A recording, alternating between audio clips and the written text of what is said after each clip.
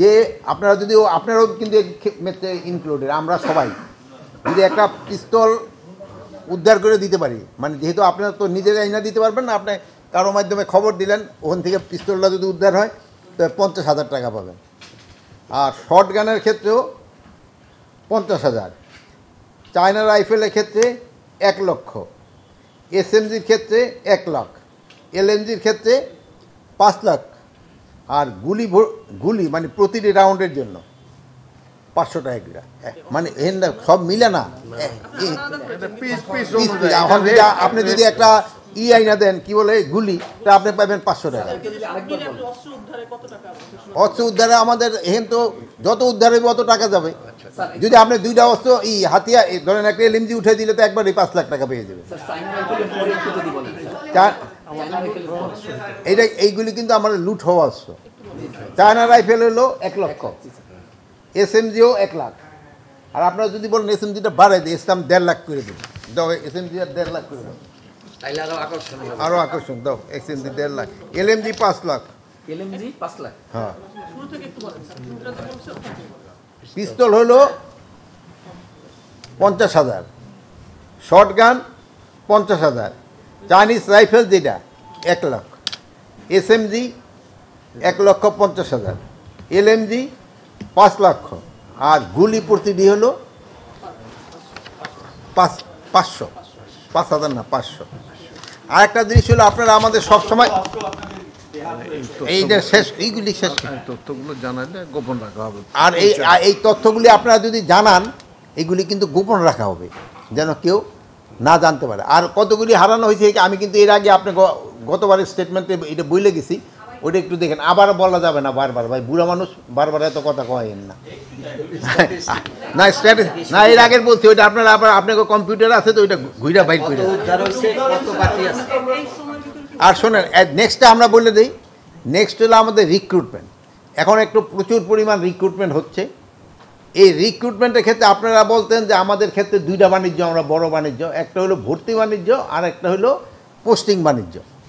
এই ভর্তি বাণিজ্য ক্ষেত্রে যদি আপনারা আমাদের ইনফরমেশন দিতে পারেন, এই জন্য আমরা ওখানে টাকা ডিক্লেয়ার করি নাই, বাট আপনাকে ধন্যবাদ দিব যদি আমরা এখানে ভর্তিতে কোনো ধরনের কোনো দুর্নীতি হচ্ছে কিনা, যদি কোনো রকমের দুর্নীতি হয় আপনারা আমাদের জানাবেন ভর্তি বাণিজ্যের ক্ষেত্রে।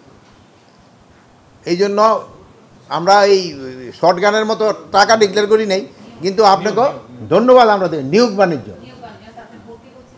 ওই তো আমরা তো ভর্তি করি, লোক ভর্তি। আর একটা হলো এই নিয়োগ বাণিজ্য যেন বন্ধ হয়, এই জন্য আমরা সব ধরনের পদক্ষেপ নিছি। এবং আপনারা কিন্তু গত 1 বছরে ওইরকম নিয়োগ বাণিজ্য সম্বন্ধে আপনারা কিন্তু ওরকম কোনো রিপোর্টও করতে পারেন নাই। আরেকটা জিনিস আমরা প্রথম অবস্থায় আপনাদের বলছিলাম যে এই চেয়ারে বসার পরে আমাদের আত্মীয় স্বজন বন্ধু বান্ধবের সংখ্যা বেড়ে গেছে। এরকম আমাদের বন্ধু বান্ধব এবং আত্মীয় স্বজনও যদি কোথাও গিয়া কোনো রকমের চাঁদাবাদি বা ইসের সাথে জড়িত হয়, আপনারা কাইন্ডলি আমাদের জানাবেন।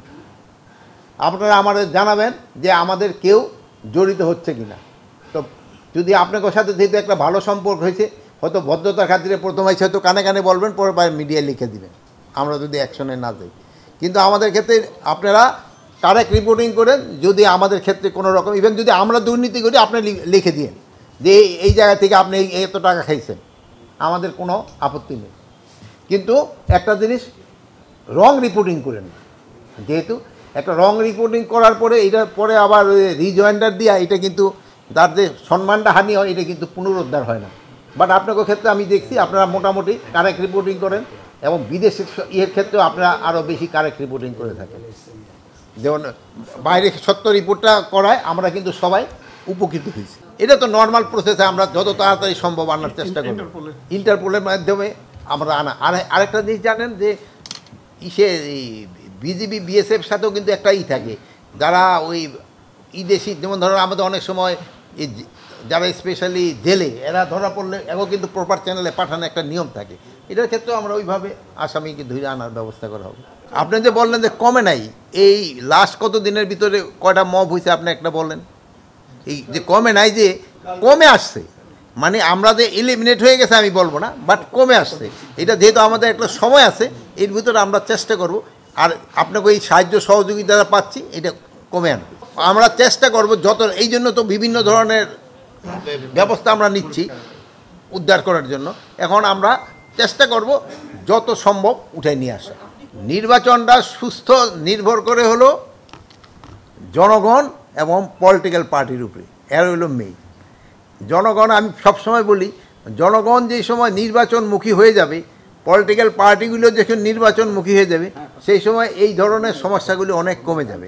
জনগণ যে নির্বাচনমুখী হয়ে গেছে, এটা হলো মেইন প্রমাণ হলো আপনারা। আজকে কিন্তু আমরা আলাপ করতে আসছি আইন শৃঙ্খলা অন্যান্য, কিন্তু আপনারা কিন্তু চলে গেলেন নির্বাচনের নিয়ে আলোচনায়। দ্যাটস মিন আপনারা কিন্তু নির্বাচনমুখী হয়ে গেছেন। যেহেতু আপনারা নির্বাচনমুখী হয়ে গেছেন, আপনারা আবার জনগণকে প্রলুব্ধ করবেন তাড়াতাড়ি নির্বাচনমুখী হয়ে দিতে। জনগণ নির্বাচনমুখী হয়ে গেলে পলিটিক্যাল পার্টিগুলি নির্বাচনমুখী হয়ে যাবে, এবং সবার সাহায্য এবং সহযোগিতায় আমরা একটা সুস্থ শান্তিপূর্ণ নির্বাচন তাড়াতাড়ি উপহার দিতে পারবো। আমাদের মাননীয় চিফ অ্যাডভাইজার একটা কথাই বলছে যে উৎসব মুখর পরিবেশে শান্তিপূর্ণভাবে যেন একটা নির্বাচন হয়, এটা হলো একটা জাতির আশা।